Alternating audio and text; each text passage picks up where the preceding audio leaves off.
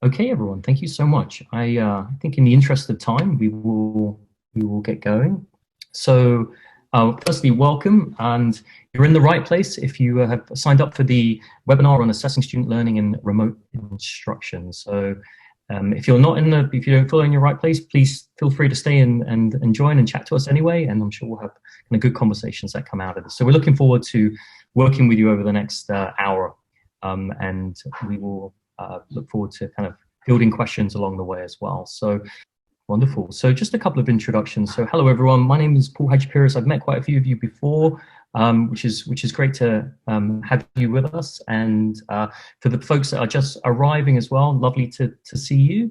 And I'm an educational specialist at the Engage Teaching Hub. I was about to say here on campus. That doesn't work quite well, but certainly working for UCSD. My wonderful colleagues that are with us today is Leah as well. Leah is an educational specialist at the Engage Teaching Hub, and there's Karen, who you can see in the with the wonderful library behind her as well. And we're going to be all kind of walking through the webinar over the next hour or so. So great to be working with you both, and we'll be here for kind of individual discussions at the end. So if we can move to the next one, just a couple of housekeeping parts. I'm pretty confident that everyone in the room here is a Zoom champion, a Zoom warrior. Maybe you're a bit zoomed out, so apologies for going through this next part. However, if you are new to Zoom, some of the good practices at this point is if we could ask you to mute your microphone. I have little children kind of dashing around in the background, so whenever my colleagues are talking, I will definitely mute my microphone. And if you could do the same thing as well, we'd be greatly appreciative. If you're struggling with some of your bandwidth, please feel free to turn your camera off as well. That will help slightly. If you are wanting to ask questions, like a lot of you have been doing already, please feel free to go ahead and put them into the chat. And if you would like to raise your hand and ask a question, if you go to the participant button over here, you will be able to, it will give you the option to raise your hand as well. So thank you so much. And that's just some of the kind of the housekeeping, and we will get going today. So we'd be remiss if we didn't actually share with you some of our goals. So really by the end of the hour session, we're looking forward to talking to you about either designing or redesigning a number of your assessment strategies, and in particular, really thinking about how this will look in a remote and an online setting as well. So that's kind of what our goals are today. So we are wanting to share with you some of our outline here as well. So there is going to be a number of guiding principles that for assessment that we're going to kind of walk you through. We also want to explore assessment strategies for a number of common types of assessments. And so we're using a number of examples from our colleagues here at UCSD as well. So the first point is going to be, Karen is going to take us through regular assessments throughout the term. I'm going to walk you through some options for projects, and Leah is going to finish off with exams. So one of the things that we wanted to be really clear about are these are assessment strategies that are happening at UCSD, that are kind of aligned with a lot of the literature on what makes an effective assessment, and kind of importantly, how we take these assessments that we would normally do in a face-to-face classroom and we apply it to a remote space. So those are kind of our big outcomes that we want to talk to you about today as well. So if you wouldn't mind going to the next slide. Now, when we're thinking about the guiding principles, these guiding principles come from the American Association of Higher Education, and there's actually 9 principles here. We've taken out 3 of them that we think are going to be particularly important for today's session, and we'll definitely share with you all 9 principles as we go along, and we'll no doubt talk a little bit more about it. And the first one here that we want to speak about for a couple of moments is that assessment is going to be clearly related to course goals. Now, we are very fortunate at the Teaching and Learning Commons to of being able to run a number of course design series. And these course designs are when faculty come to us for 3 days and they redesign a course. And on the very first day, what they do is that they think deeply about their overall course learning outcomes, so really their goals. And they are asking questions about what exactly is it that they want their students to get out of this 10-week course.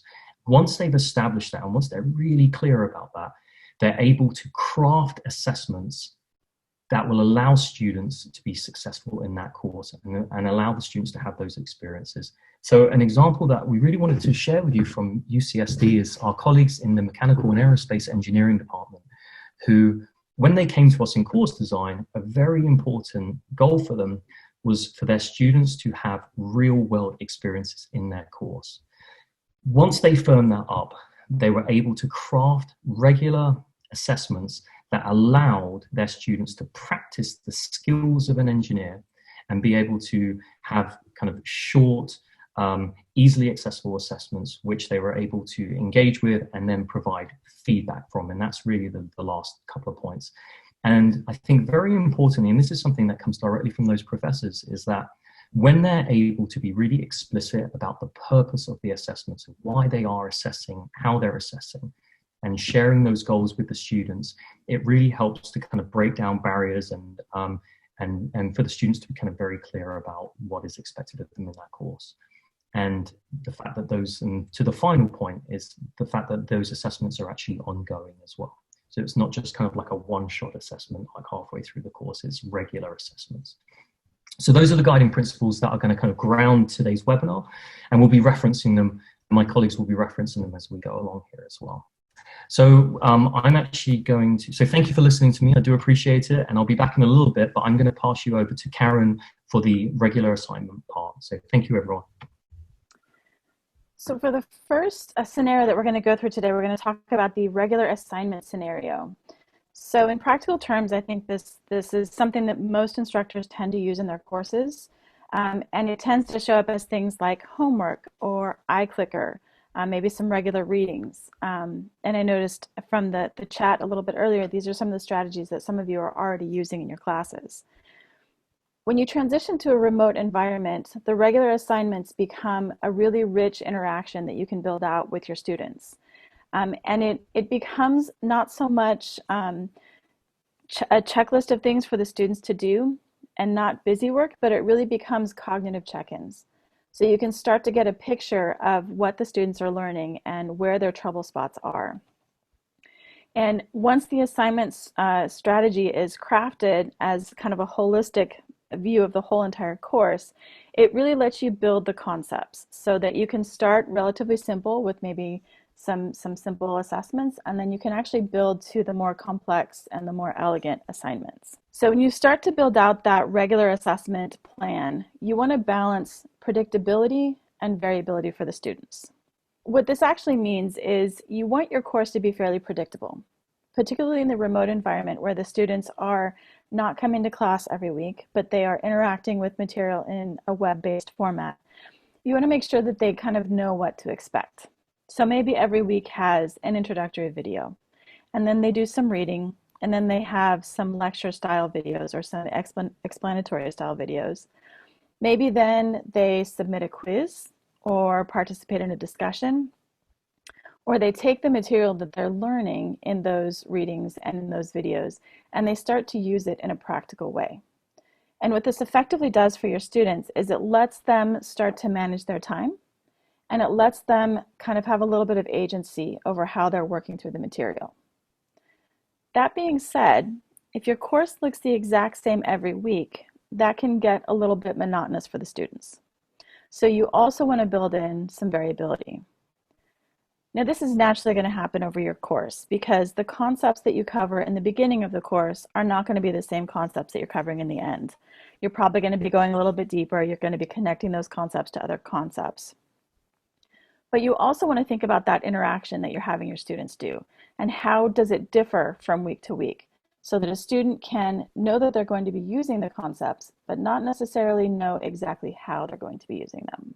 So let's work through those three principles that Paul introduced us to a little bit earlier and kind of think about how those come into play in the regular assignment strategy. So the first one that we talked about was relating each of the assignments to your overall course goals. So when you start to build out a strategy where you have the students engaging with the material and working with that material and delivering things to you on a regular basis, You want to really make sure that those tasks that you're asking the students to do are very clearly tied to their overall learning goals. And this really helps students feel like the things that you're asking them to do is not just busy work, it's not just filling time, but it is actually building to those concepts that you have as a goal for them to learn throughout the course. And notice once you do this, then you can start with relatively simple assignments and you can start to build in more complexity as you're going through the term. Our second principle was being explicit about the purpose. So this is very important in a remote environment and also very important with the regular assignment strategy. You want to let students know what they're actually doing as they're doing these assignments. You want to share the goals for each of these different activities. And you want to validate those goals by taking a look at the work that the students are submitting and providing them feedback. If you're in a course where you've got 300 students and you're doing regular assignments, it is probably not realistic to think that you're going to dig in and give complex feedback on each of these assignments on a weekly basis. The math just doesn't work out for the time. But you can take some approaches using some analytics and some feedback in aggregate to the course.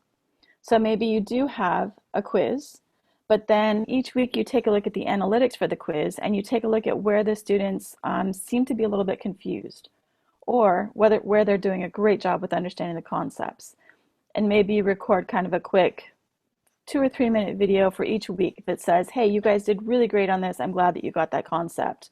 Or that says, hey, here's some additional resources for you that you can dig into a little bit deeper to understand more. And of course, the regular assignment strategy is kind of tailor-made for that third principle, right? Assessment is going to be most effective when it doesn't just start and then then stop, but when it's ongoing. So your regular assignments really let you help students learn how they're learning and see a little bit more in a reflective manner about what they're actually acquiring as they're working through the course.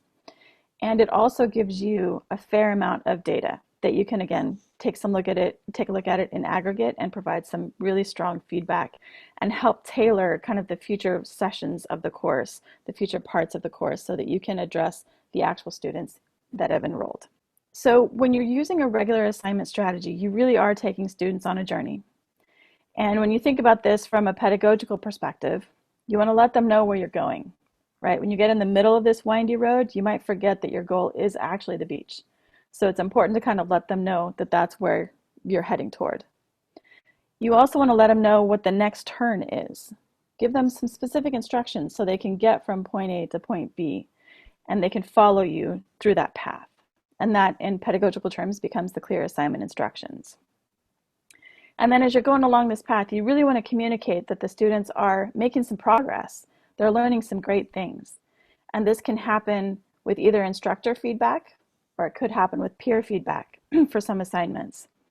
One of the tools that is going to be very handy with that feedback is your rubrics. So those are definitely a tool to explore. So let's think about what this might look like if we are going to focus on a specific concept or an idea. So maybe at the beginning of the term, you start with definitions and you have a quiz where the students define specific terms. You can see here, kind of in the middle, it gives you kind of the calendar of the actual course. So maybe you start over in week 1 with the definition. By the time you get to about week 6, they've probably seen this concept enough that they can start to take that big concept and break it into the component parts. And then they can start to kind of see how each of those parts interact. By the time you get all the way to week 10, it might be that they're actually taking that concept and creating something new, a new product based on that concept.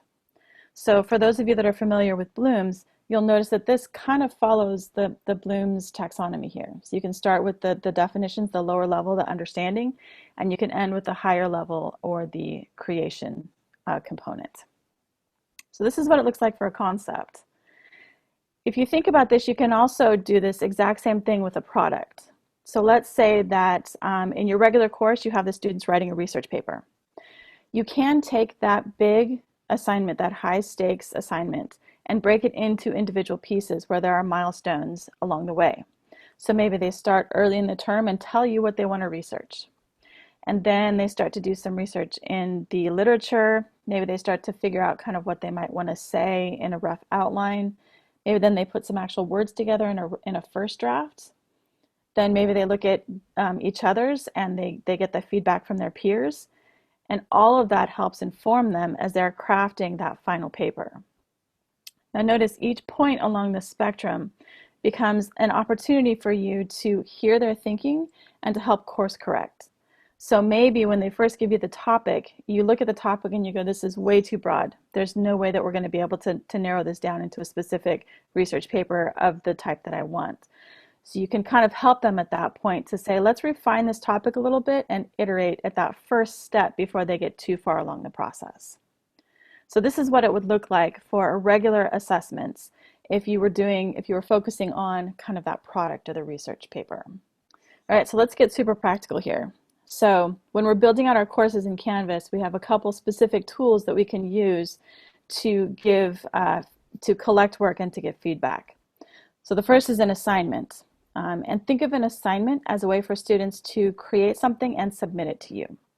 And you can see there are some key components of an assignment, so you can give them some really nice feedback. You could use Turnitin or Gradescope, and you can do a peer-reviewed assignment. The other option that you have is a Canvas quiz. And a Canvas quiz, on the other hand, is a series of questions that the students will access the questions and provide you with answers to those questions. And you'll get a little bit of a feedback different there because you'll see some analytics and some actual graphs and some charts about what the students are doing. And I would also be remiss if I did not include the Canvas discussions, because those are another really good way to kind of collect information from students about what they're learning and how they're reacting to these components. All right, so how would you actually build this out? How would you implement this type of a strategy? So talking to a designer here, I'm always going to say you're going to start with your learning goals, right? What do you want your students to know or be able to do by the time that they've completed this process and gone on this journey with you? In the process of determining that, you're probably naturally going to think about some specific points at which there are milestones. So where are the points where students are going to jump from one level to the next, or where are they going to kind of have those aha moments? And with those milestones likely come deliverables. And these are things that the students can create or can submit to you so that you can understand a little bit more about what they're thinking. These are concrete either answers or products that the students can actually submit to you. And in the process of thinking about those concrete deliverables, you're also going to kind of naturally think about how are they going to interact with myself, with the content, and with the other students in the course. How are those interactions going to build to that deliverable? Then that's the point at which you can kind of take a step back and say, okay, so what do I actually want the students to do, and how do I want to communicate to them what I need them to do? And that's where you want to be super clear about all of the steps that you want the students to take and all that you want them to submit to you. If you have a colleague or an IA or a TA who can take a fresh eye at what you've written, it's a great idea to have them take a look at that, because they can help you say, well, do you mean this? And you can go, oh, yes, that's absolutely what I mean, or no, that's absolutely not what I mean. And the last step is very important because you're going to put these things out in your course. And you want to make sure that you and your instructional team have a plan for how you're going to provide feedback to the students. Is it going to be an aggregate, or is it going to be an individual?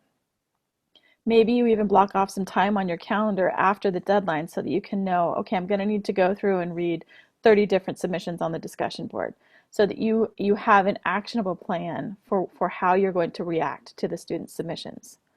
And this really helps you avoid the feeling where students feel like they're submitting their assignments into that black hole, where they submit all kinds of work to you, but then they don't get any feedback or they don't get any scores back. So that last part is super important to plan out when you are thinking about your assessment plan. All right, so I wanted to provide you guys with an example from a marketing course. So in this particular course, the learning outcomes, there were many of them, but these are two of them. One of them was to present a complete analysis of a marketing campaign, and the second was to collaborate with a group of peers. So when you think about how to kind of break those down into the milestones and deliverables, we came up with 6 of them here. So it's everything from writing a team charter, so you kind of introduce yourself to your teammates, figure out how you're going to work together. That definitely ties to that second learning outcome.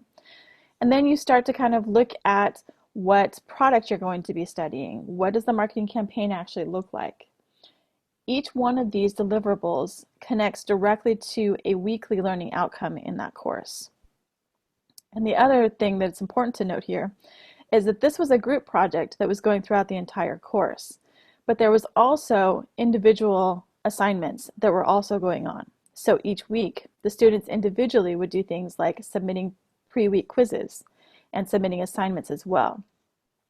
The entire assignment assessment strategy was crafted so that by the end of the week, students really had a firm grasp of those concepts because they got instruction from the instructor, they took that material and they did something with it individually, and then they collaborated with their peers to do something in a group setting.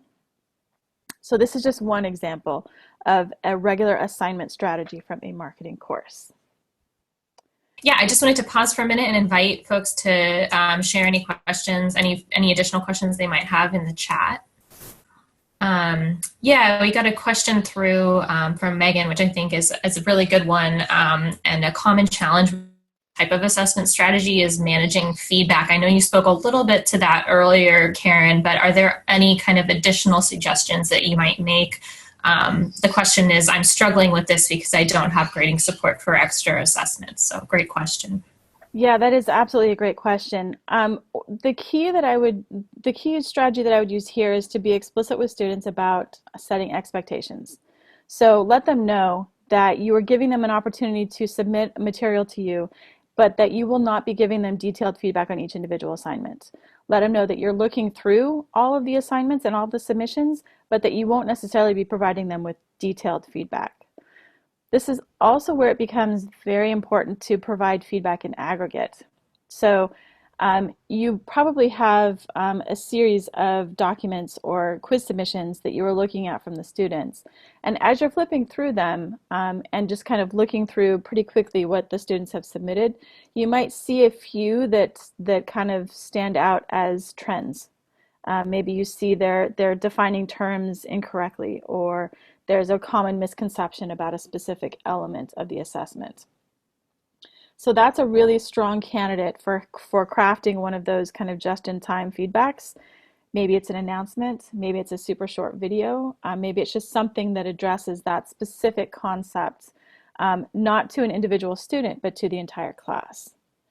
I think we've all been working in higher ed enough to know that if there is one student who is kind of misdirected or has a misconception, it probably occurs in more than one student. So maybe you can identify it in specific students, but those answers might benefit everybody in the class if that type of feedback was given to everybody. The other thing that I will add real quickly, this is one place where peer feedback can come in handy as well. So in some regards, if you create a community in your class where the students are submitting their work and taking the time to review each other's work, and you're teaching them how to do that, that can be a very powerful tool. I was just going to jump in quickly and say that I love that last idea too. I've seen that work really effectively, and to kind of maximize the effectiveness of that, it can help to have students use a rubric and to model the process of giving feedback, like do an example in class. So say if you're in a math class and you want students to critique each other's solutions, do a model together in front of everyone so that they can see what it looks like to go through that. And then they'll have a better idea of how to give valuable peer feedback to one another. The other trick that I really like that I picked up from a faculty member a while ago was telling students that, okay, every 3 weeks I will select a certain number of student submissions to give really detailed feedback. So you need to submit every single time, but I'm going to randomly select out of that group to give detailed feedback so they can get aggregate feedback every week from you for the whole class, and then periodically, as much as you are able, you can give that detailed feedback to students. And here's a follow-up tip on that. If you're going to do that, you can use the notes column in the gradebook to keep track of when you last gave a student detailed feedback, so you can make sure that you distribute that across the entire course. Thank you for that. I think we also have one really quick question from Rachel, which is a good one, which is about how regular should regular assignments or assessments be? I want to check in often, but don't want to overwhelm students with surveys and assignments every day. Yeah, and I think that's where it's very important to connect each of those assignments to your learning outcomes. Because if the students feel like there is a purpose for the assignment, that helps it feel less like busy work. there's kind of an art and a science to this. So there's a little bit of figuring out what the sweet spot is for some of those assignments. If you're in something like summer session where you have basically 5 weeks, that goes super fast. So crafting your strategy for summer session is going to look very different from crafting your strategy for a regular 10-week course. And I think also the more that you can craft assignments so that students, again, it's predictable, they know that it's going to come, but it also has a little bit of variability. That will also help with them feeling overwhelmed because they will start to kind of map out their time. Okay, each week I'm going to need to do A, B, and C, and they'll start to know a little bit more. I know that that is kind of high level. And if you'd like to talk more about your specific course, please do feel free to let any of us know. We're happy to kind of help you craft a strategy, particularly with the regular and the typical assessments to kind of figure out how that might work well for your course. All right. I think in the interest of time, we'll probably move on for now, but I also wanted to just let you all know that Karen, Paul, and I plan to hang out after the end of this webinar a little bit. So if you want to pose a question that's a little bit more specific to your class context, or if you want to ask a follow-up questions, anything we've addressed today, we'll be happy to wait a little bit after the end of the webinar and address any additional questions. I think for now, we will move on to Paul. Great, thank you, Leah. Of course. So thank you, Karen, for that as well. I do appreciate it. The next section we're going to talk about is actually going to be about forming and kind of working with projects as well. So kind of what we would call this within the literature is project-based learning. And the example that I just wanted to share with you is a colleague who she really saw and found the benefit of project-based learning for her in-person class, her face-to-face class. She loved doing it. She kind of saw all like the value that the students kind of got out of it. But the question that she posed was like, okay, so now we're in this with this new environment, what would this look like? You know, what are my options for a remote class? So this is kind of what we're going to talk about over the next couple of slides as well. In terms of supporting student success for projects, and Karen actually talked about a number of these, which is wonderful as well. So we can kind of piggyback on the back of that, is setting up rubrics. So for student projects, so they kind of know exactly what she talked about that roadmap, being kind of really clear about directions. Peer evaluations or peer reflections as well can be an incredibly important and meaningful way for students to kind of grow and to develop and to make some mistakes and to reflect upon them. And then the kind of final part is very much like Karen said about like, what does this look like? It's the logistics of the course. So it's you know, what that will actually, how that will play out. And so in terms of the guiding principles, we're talking, say, the first one in terms of like the complexity of learning and the outcomes, and that is to be able to identify challenging projects that put, once again, as we said about the example from our colleagues in mechanical and aerospace and engineering, that put those kind of real world application, those real world problems of an engineer. So once again, it's about crafting an assessment strategy that is based on really thoughtful learning outcomes. Like, what is it that you want your students to know? Being able to, and the second one, being able to be really explicit about the purpose and providing the feedback. And I always really like this because by explaining the project thoroughly at the very beginning, once again, going back to Karen's example of the roadmap, and encouraging students to ask questions can be a very, very, very important way of really guiding them through this project-based learning. So one of the things I mentioned about course design, and one of the other things that we offer at the Engage Teaching Hub is we work with a lot of our colleagues, and we are invited into their class to actually collect some student data and some student voice. We'd be very happy to do that for you as well. But what the purpose of that is that we are invited into the class, the professor steps out for a moment, and we get the students to kind of really talk and really think deeply about the course as well. And what happens from that is that student data, we aggregate it, we clean it up, we have a consultation with the professor, and they look at that as a piece of student data, and then they make some adjustments. So it might be the case that on this second principle here, they're able to meet some of those questions when they next turn up in their remote setting, like the following week as well. And so that's kind of one thing that's going on, and one thing that we wanted to add in terms of like one of our services. The final one is talking about like the ongoing nature of assessments. And for projects, this is allowing, having built-in learning checks to allow students or allow the faculty who are, to be able to celebrate student learning as well. And it's a really, really, really powerful way of kind of having having students submit a small piece of work, in particular to do with their project. It might be an artifact or whatever it is, and then the instructor taking that piece of work and saying, this is a real model piece of work here, and it kind of builds community as you go along, and it's a way of checking learning as you develop. And as we know, like in learning, it's ongoing, and it kind of really endures and gets better through time as well. So over the period of 10 weeks. One of the things that we have spoken about a little bit is about using rubrics. And so when we're thinking about using rubrics for projects, one of the things that's really important is the rubric extremely clear, and does it allow, think about Karen's roadmap again, does it allow, in her case it was the beach, in this case it's going to be a tangible artifact. Is there something that is a product at the end of that road? And if so, what exactly is required of the students? How do they get there? What exactly is that? And so the rubrics really help to, back to Leah's point, really help to guide them and be really clear about it. Now, sometimes the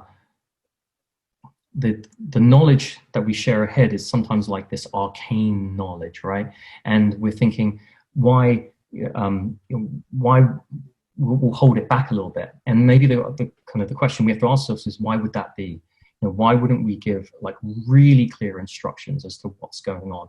And so something that I saw actually fairly recently is and the way that this works in a remote setting is a faculty member shared her rubrics with the class at the very beginning. And she got them into breakout rooms, and she got them to really, I guess in a sense, interrogate the rubric, right? And what happened is that they came out and they said, it's looking good, but I got I'm not too sure about this point. What exactly do you mean by this, right? And they were starting to kind of formulate a response to this rubric, and it provided the professor an opportunity to respond, right? And to kind of respond in a really thoughtful and meaningful way to clarify any types of misconceptions that came out of it. And that was done early on. So that was in the synchronous, the face-to-face, just like what we're doing now. That can also be recreated in Canvas, in discussion boards, and we've spoken a little bit about that as well.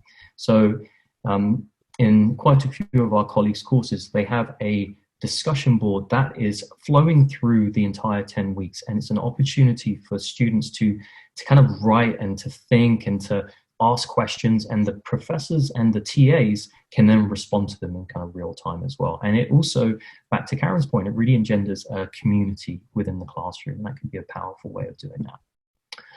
Okay, let's move to the next point, which is peer evaluations. We spoke a little bit about peer evaluations, but certainly when we're talking about peer evaluations in respect of projects, I guess firstly, we can create peer evaluations in Canvas. And if you are going to go down that road, and there's a lot of benefits, pedagogical benefits for doing that, one thing that's really nice to do is to provide the opportunity for your students to practice this, maybe before they get to the actual, before they have to actually kind of put in their work and receive a grade for it. So it's kind of like a practicing field, because this is something that isn't always completely intuitive for students to do. The idea of kind of like feeding back, you kind of, I guess in England we call it a kind of a mate's synopsis, right? Where we go, they're my friend, and so I got to give them a nice kind of review on this, and so on and so forth. And so if you are really clear with your students about how to feedback and how to provide meaningful feedback to each other, it's a very nice real world skill. And I keep on talking about this particular engineering class, but that was one of the things that they were wanting to kind of really do as well. They were wanting to show them how to provide feedback to to peers, and then later on to practice with colleagues as well. And some of the ways that you can do this, and some of the ways we've seen this being done in a remote setting, is, once again, if we take the example of the breakout room I gave you for the rubrics, it could be that you provide an opportunity for your students to use some instructional techniques for this. So let me give you an example. Imagine Leah and I were in your class and you asked us to peer review each other's work. So there's something called a 1-minute paper. And a 1-minute paper could be that I'm wanting to provide Leah with some feedback and she's wanting to provide me with some feedback. And so the professors give 2 minutes, let's say a 1 minute or 2 minute, and we write down our responses on a piece of paper, in this case in a virtual sense. And then we share that information. After a minute, we switch around and we share it with each other.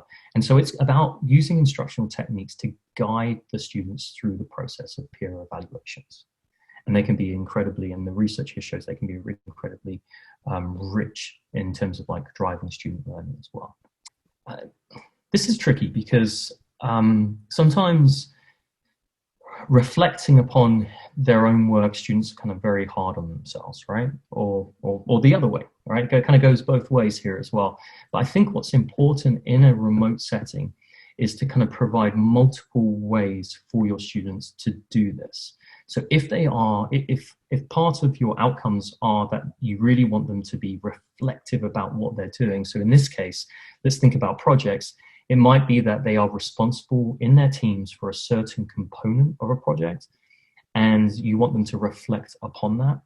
What this can do is it can kind of allow them to kind of think deeply about what they've been up to and share that with the rest of the team as well. But if they are able to do this in written form, via a video, maybe they just want to click on their iPhones and record audio, and they can upload that to Canvas. And what you're doing is that you are providing a flexible, equitable way to allow your students to actually kind of engage with that particular activity. The final point here is, and I can share just an example from my own practice. When I used to teach history in the UK before I came here, and when I did this in my course, one of the recordings that I heard from a student was that she was really hard on herself. And so what that did is that it allowed us to set up some office hours, and it allowed us to just have a chat. And what the outcome of that was, she was a fantastic student, really strong student, and it just allowed us to talk through some of those her reflection as well. And so these are some of the ways of doing this from a face-to-face into an online space as well. Very similar to kind of what Karen was saying about like the plan and considerations for a remote space, is that if you are thinking about and you are very kind of committed to a project-based learning curriculum, then it could be the case that you allow your students to form teams based on time zones. And this is something that will kind of allow like the most kind of equitable approach for your students as well. The students are very thoughtful and deliberate, and we've had it ourselves where people have been attending our webinars at 4 o'clock in the morning, and that is absolutely not ideal. So we're trying to kind of create opportunities for them and be at least kind of be aware of it and adhere to kind of some of those considerations. We have a colleague in structural engineering who, as a response to the current climates, she set up a Slack channel. And so her students are actually kind of working directly in Slack. And for those of you who don't know, Slack is like a chat feature. And she set that up ahead of time, and we collected some feedback on it. And what they said, interestingly, was that they are building their own community within Slack. And they say that we meet in Zoom, but we live in Slack. And that was kind of like the thing that kind of came out of it, is that it provided the opportunity for them to talk in real time and engage with each other as well. And so that's really thinking about providing a virtual space to collaborate, and Canvas can also be another option for that. The final two is really what we've spoken about already in terms of the guiding principles. If you are thinking about having projects as a kind of a serious component of your course, are you building them in such a way that the deliverables aren't just going to be one big weighted assessment at the very end? So is it going to be a very high stake assessment? Is it going to be broken into parts which the students can receive feedback on, which can peer evaluate each other, can do some self-reflection as well? And I think what's really important here, and this maybe speaks a little bit to Rachel's point that she asked, which I thought was a really thoughtful one, is about like the idea of checking in with teams, being able to kind of check in and make sure that they are like on the right road as well, and like, are they understanding the rubric as they go? So that's kind of the end of this component. But if we would like to maybe open up for a few questions here as well, this is the opportunity, and thank you for listening to us. So Paul, one of the questions that came through in chat was some of what you're talking about with the project-based learning is heavy in peer interaction and peer feedback on each other's work. So are there existing resources that kind of help students know how to do that well? Maybe some examples or some curriculum that can kind of guide them through the process of giving good and actionable feedback? Yeah, this is a great question. So, so one of the things that we actually work on within our course design is something called providing wise feedback, and we share that with faculty on how faculty should share feedback with their students. But that absolutely works well in a peer-to-peer sense as well. So I think this is a really thoughtful question, and it's one that is, and back to kind of Leah's point, it's about modeling as well. So I think, and in fact, I've seen this really nice example when a faculty member said, this is what I would like you to do, and this is how we're going to do it. And he kind of stood up there and went, right, and he kind of just fed back on a piece of student writing, and he kind of modeled it and showed how it was going to play out. So we have some of that literature, and we have some of those resources as well. And I think the other thing that's coming out of our current scenario and current situation is that we are working with faculty, and they are very kindly sharing examples of their practice, and very humble folk who are saying, hey, it's not 100% right, but we're giving it a go, and this is what we're finding out, and this is how we might change things. And so the Teaching Learning Commons is actually kind of collating those examples. And so I guess I don't want to necessarily commit to something that we haven't created just yet, but certainly there's going to be things coming out where we can share some of those examples with you as well. I'll drop a link to some information on wise feedback in the chat as well. And also, yeah, I was just going to reiterate that we do have some sample rubrics from faculty that have kindly shared their materials with us, or from other examples that we have, and also have some templates for self and peer assessment processes. So if that's something you're interested in implementing, you don't have to start from scratch. We can meet with you and talk about your specific needs, and also share some of those resources. So it's always good to have something to look at as a starting point that you can adapt. And I'll drop a link to the wise feedback information into the chat. Thank you, Karen. Yeah, so we've talked about a couple of other options. And if you typically give an exam in your course and you're having a hard time imagining what that's going to look like in the remote environment, it might make sense to consider whether your exam could become a series of smaller assessments, say a series of quizzes, instead of one final exam or two kind of midterm and finals. You might also think about whether that final could, whether the objectives of that final could also be met by project-based learning. So one of your options is to kind of think about, are there other ways of assessment that might meet my goals for the class and give me the information I need about student learning at the end of the course. But if it seems to you like an exam is still the best form of assessment for your course, we wanted to give you some options and think about what it might look like to modify that exam for the remote environment and how that might differ from the face-to-face exams that you give. So I'll be focusing in this example on thinking about how to write questions and some possible policies for open book or partnered and group exams, which gives students a little bit more flexibility in when they take the exam, what resources they can use the exam, and also allows them, as we've been kind of following this thread throughout the webinar, to work with other students and really work on their learning in the process of preparing for and taking that exam. And I'll also talk a little bit about some of the quiz and question banks options in Canvas that can enhance security if you have students taking individual exams.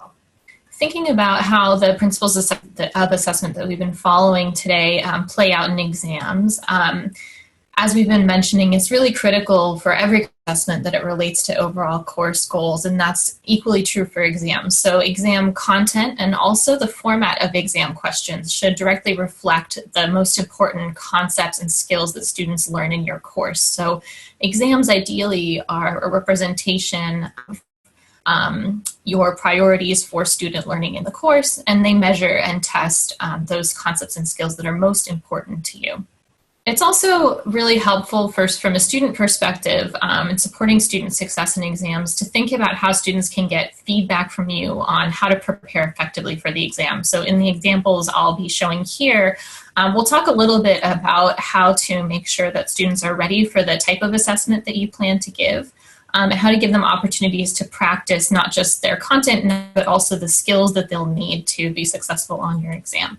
And finally, we'll think about how to really design exams for learning so that students' learning doesn't kind of stop at the exam point, but that they learn from the process of studying for the exam from completing the exam. We'll talk a little bit more, I'm going to dive for a few minutes into this idea of open book or group exams, and I know we've been getting a lot of questions about what these look like and how to facilitate them, so I hope this is helpful in addressing some of those questions. Open book and group exams tend to focus on more conceptual questions. They ask students to apply their knowledge or combine different course concepts or justify their reasoning. And in these exams, students might be able to use certain resources from your course. It doesn't have to be all or nothing. It's completely, it's up to you what resources you want to specify are usable for students to complete these exams. But you'll want to be really clear with students which ones are okay to access and decide kind of what makes sense to you in terms of the resources you want them to be able to use to complete the exam. So typically it might be possible for students to look up some aspects of the answers on an open book exam, but the exam is designed such that that doesn't really help students that much on the exam. Students need to be able to manipulate that information to be successful. So if you think about what we do in our professional lives, we look up kind of details and procedures. I know I do that quite a bit. So this format of the exam kind of recognizes that can help students a little bit, but that ultimately they're going to need to know the information really well and understand processes to be able to successfully manipulate the content. And I'll show you what I mean by this in just a second. This is reflected in the format of the questions that tend to show up on open book exams. So I wanted to share with you a specific example from a colleague of ours, Diane Ebert-May, who for many years now has given group exams in her introductory biology classes. Following our own advice, we wanted to share the outcome first. I know we've been saying over and over that exams should align with course goals. So these were the course goals that she had for this intro biology, population biology class. By the end of this course, students should be able to describe the structure of genetic information at multiple scales. And so that's more of sort of a content area knowledge. And then also be able to use, interpret, construct, integrate, and evaluate models of genetic information. So more of that kind of manipulation of knowledge type outcome. So these were both equally important for that course. And I'll show you a sample exam question that came out of that course learning outcome. This is a sample question from their final exam. This was given in a 200 student intro biology course.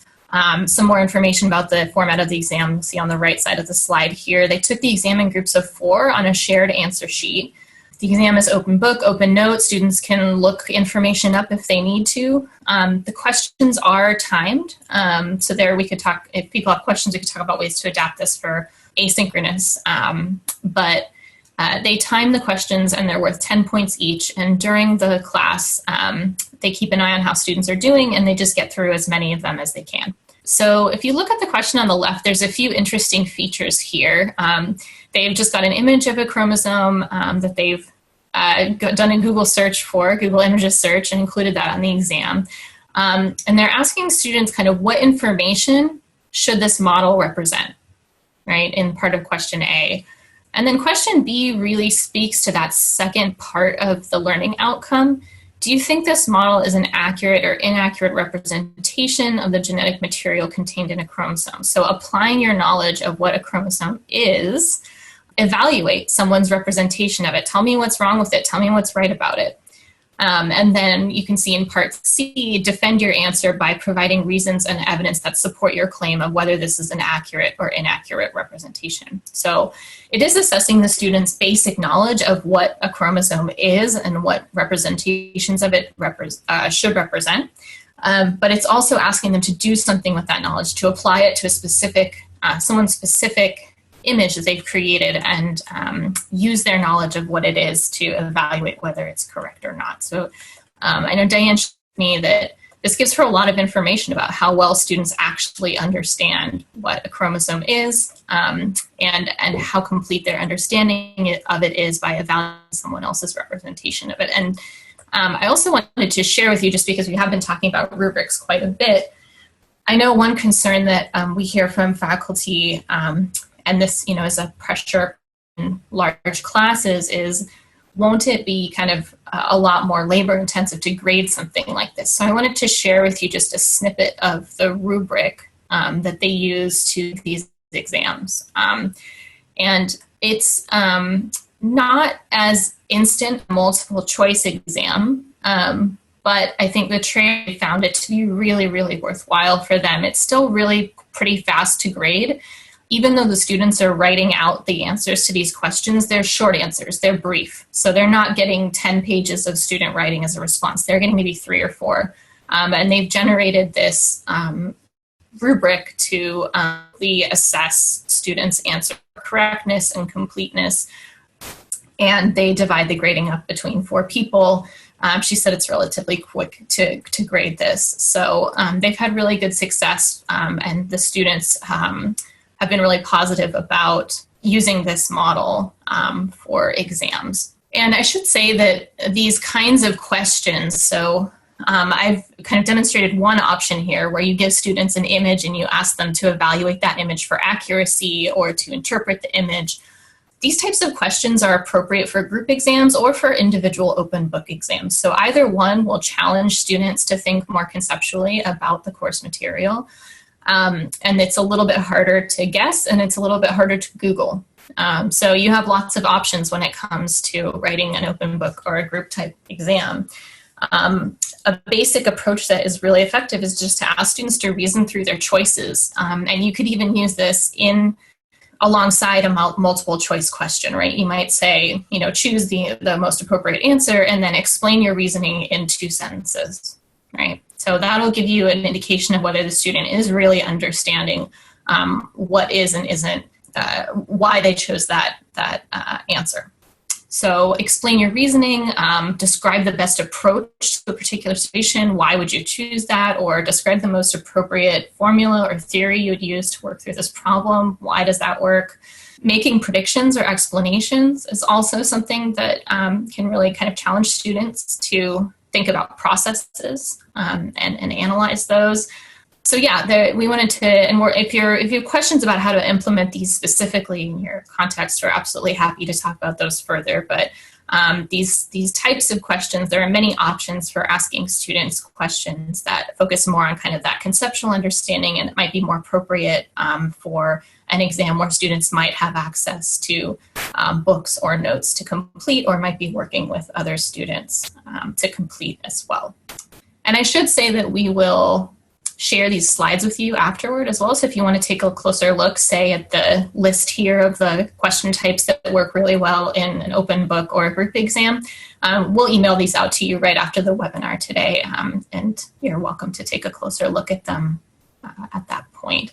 So the other thing I wanted to share with you, we've just spent a few minutes talking about options for writing more conceptual questions for open book and group exams. The other options you have available to you in Canvas that can help ensure the security of your exams are question banks and question groups. So using this feature allows you to randomize the questions that are presented to students. So it'll pull from that question bank. And so not all students will receive the questions in the same order. And it also allows you, if you use the shuffle responses option, it'll shuffle the answer choices as well. So students will see the answer choices presented in a different order. So both of these can help ensure that students kind of aren't looking at the same version of the exam. And on the slides here, there are some live links to detailed instructions for how to set up question banks and question groups in your exams. And again, we also are available for consultation on how to work through that process. So this is another option for if you're giving an exam in your course and you want to think about how you could modify it for this remote environment. These are nice options as well within Canvas. So Karen spoke a little bit to this earlier too. You don't necessarily have to use a quiz for a final exam in Canvas. You could use an assignment that might be more appropriate for certain disciplines and certain types of exams. So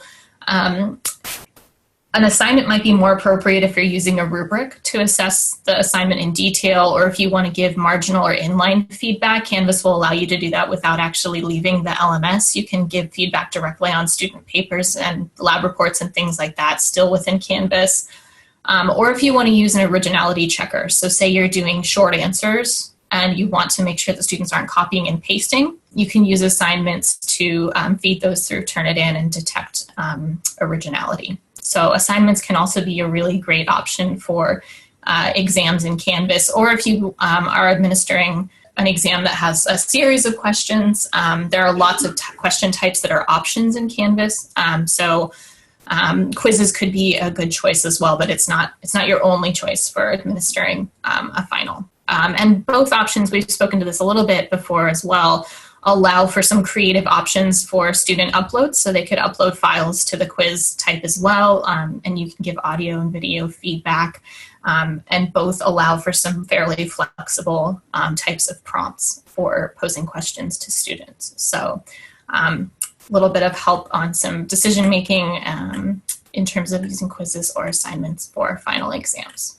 And finally, I spoke a little bit about some of this earlier, but just to circle back to our kind of principles here and think about how we can support student success on exams, specifically in this remote environment as well.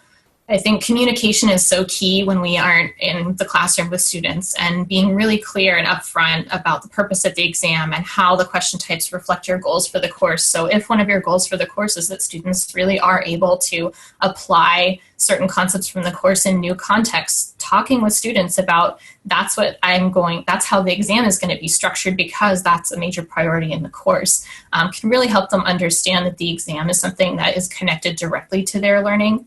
And that it's not something that's setting out to trick them or to catch them out, but it's something that's really supporting the core goals of the class. The other thing I'd really recommend is to practice question types in class ahead of time. So if you're using open book type questions or something that students might not be, a format that students might not be as familiar with, it's really great to help students prepare for the exam by using that on a lower stakes item first. So say in homework or in a quiz. That's also helpful, I think, as an instructor. If you're using a new type of exam or format for an exam and you want to see how it works in the class, trying it out for homework or quizzes ahead of time can really help make sure on the student side and on your side that you know what to expect. And that you can give students feedback to adjust their study strategies accordingly, or that you can make any adjustments that you need to make to that assessment before you launch it in, say, a high-stakes final exam. Another thing that I've seen work really well with some faculty here is to ask students to generate sample exam questions as a review assignment for the exam, as a preparatory assignment for the exam. And again, this is kind of a double-pronged approach. This lets students practice on those questions that they generate. It also lets you as an instructor see what they're expecting from the exam. So if the questions that they're writing are a lot simpler or lower level than the exams that are going to appear, or the questions that are going to appear on the exam, that's a really good conversation to have with students ahead of time. right? So if they're thinking that it's going to be a really kind of recall level based exam, and they're struggling and they're generating exam questions at that level only, you might want to start a conversation with them about like, okay, those are really helpful questions for the recall level, but what about the application level? How do you think I might ask you to apply your knowledge in the exam situation? So good information for you and good information for students on whether they're expecting the right level of complexity on the exam, and also gives them a set of potential practice questions to work with. I think maybe I will, for those of you, I want to be respectful of your time. So for those of you that do need to take off, this is just our final slide here with some next steps. We do have a kind of in-depth guide that we've just generated focused on remote assessment, with lots of ideas and examples for how to implement assessments at all stages in the remote environment. That's at the link that you see on the slide here, the bit.ly link, remote assess. You can also contact us for a consultation to discuss your specific context. Assessments are something that really work best when they're tailored to the context of your course. And so if you have questions about, okay, I'm interested in this kind of thing, but I can't quite see how it fits into my context, please do reach out to us. We are doing consultations as usual over Zoom. And even if you just want to talk to us for 15 minutes, that's completely fine. We'll get that set up. We also will email you the slides from this right after this, and we'll be posting the recording on our website, so you can go back and feel free to reference this as well. Great, Leah. So thank you so much for that. One of the questions is from Megan, and Megan asks, she says, for quizzes, I often download as a CSV file to look at things over in a larger view. Do you know if there is a quickish way to look for originality in their responses? Like Turnitin is for big assignments. We've been finding even when my lab exam that I ran a couple weeks ago, even with question variants and randomizing all kinds of stuff, they answer the same or very similar to each other on a shorter answer quiz. And if it's not an exact match, then it's hard to find. It's not a case where I'd want to like check the whole internet to see if they're plagiarizing, but any kind of quick way to see, do their questions look at all similar? It's a shot in the dark. I'm sure there's not a great answer for me. Are you talking similar to each other or similar to the published work? Yeah, similar to each other. I'm finding, at least for my students and my colleagues, I'm not super worried about them going and looking stuff up, because that's not what they're doing. Instead, they're building a shared Google document and sharing it with the whole class while they're writing the test. So they're sharing with each other. So I don't have to worry about the whole internet. I just need to worry about what they're doing with each other. And I'm more than happy to do group stuff.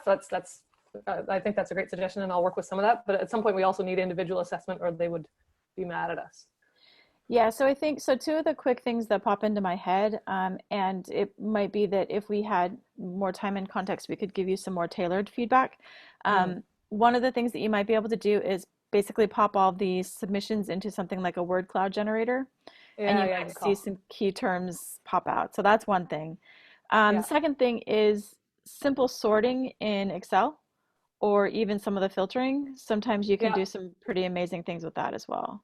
Yeah, thanks. I can see what's in there too. Or if I do like a search on the column and get rid of some of the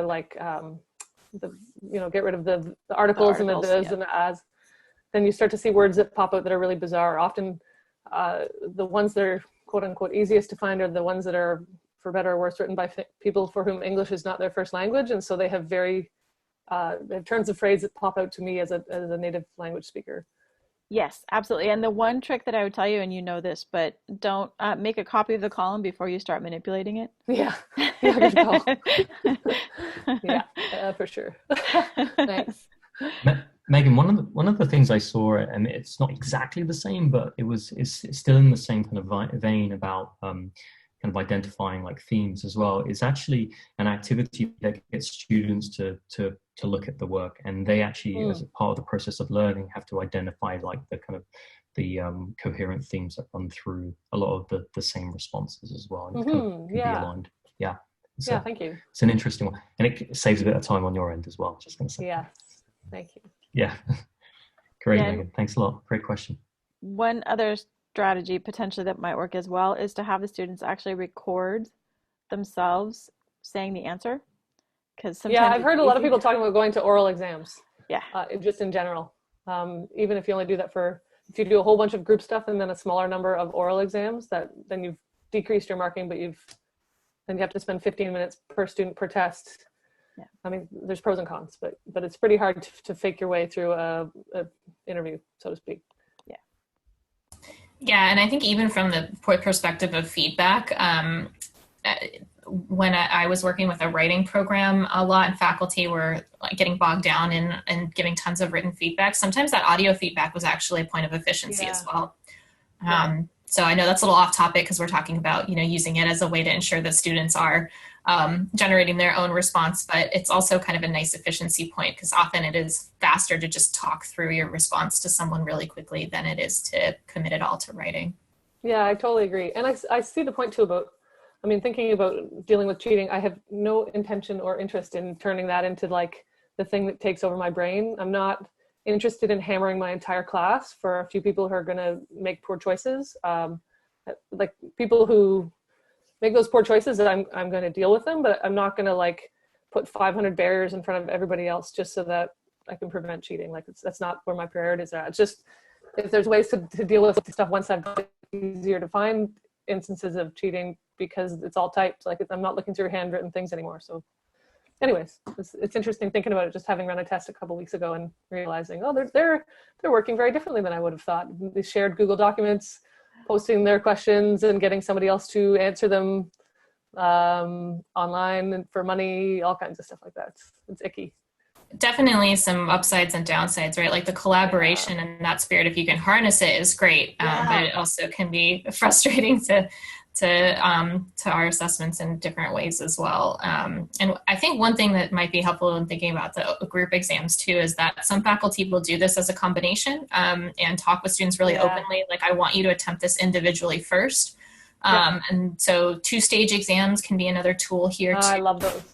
Yeah. I've been running them in person. I got to figure out how to run them online. I was thinking about, I'm mindful of my TA hours because I just have to not go insane this summer because I'm working from home with the kid too. So there's like, I can't just like, I'll grade for you. Like that's not an option.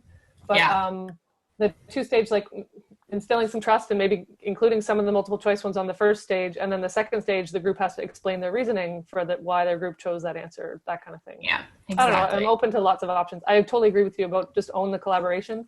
Yeah.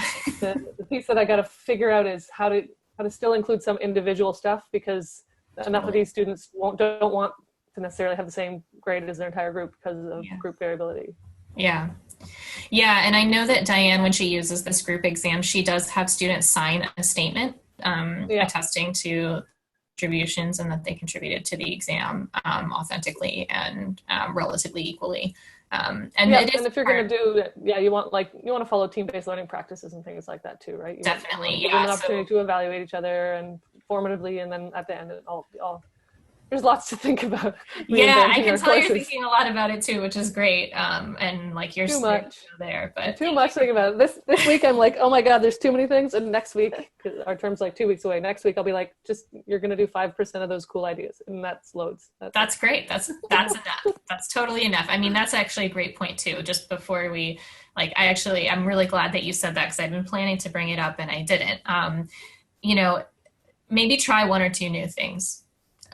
It's probably a stressful time to overhaul your entire assessment strategy. So, it might be a good time to just make a couple of key changes to stuff that's particularly difficult for this modality of delivery in remote instruction or, whatever is not working anymore. But, kind of give yourself permission to change other stuff as we move forward. But to start small, I think is a great tip for protecting your sanity.